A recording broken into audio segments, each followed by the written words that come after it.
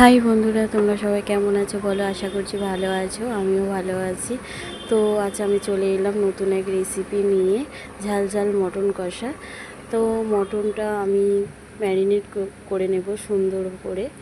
তো ম্যারিনেট করতে প্রথমে দিয়ে দিলাম আদা রসুন বাটা, পরিমাণ মতো লবণ, পরিমাণ মতো হলুদের গুঁড়ো, পরিমাণ মতো লঙ্কার গুঁড়ো, আর দিয়ে দিলাম টক দই।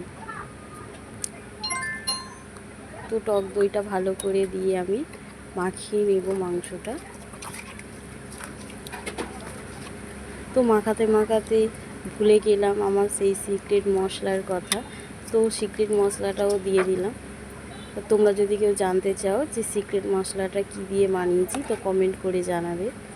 তারপর দিয়ে দিলাম সর্ষের তেল, দিয়ে ভালো করে মাখিয়ে নিলাম। দিয়ে কড়াইতে সর্ষের তেল দিয়ে দিলাম, অল্প তেলেই রান্নাটা করব।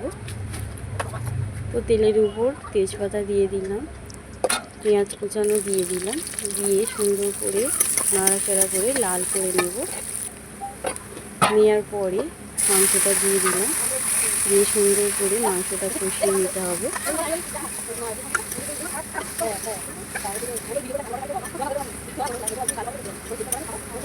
দেখো মাংসটা কষাতে কষাতে মাংসের রঙটাই অন্যরকম চলে এসছে।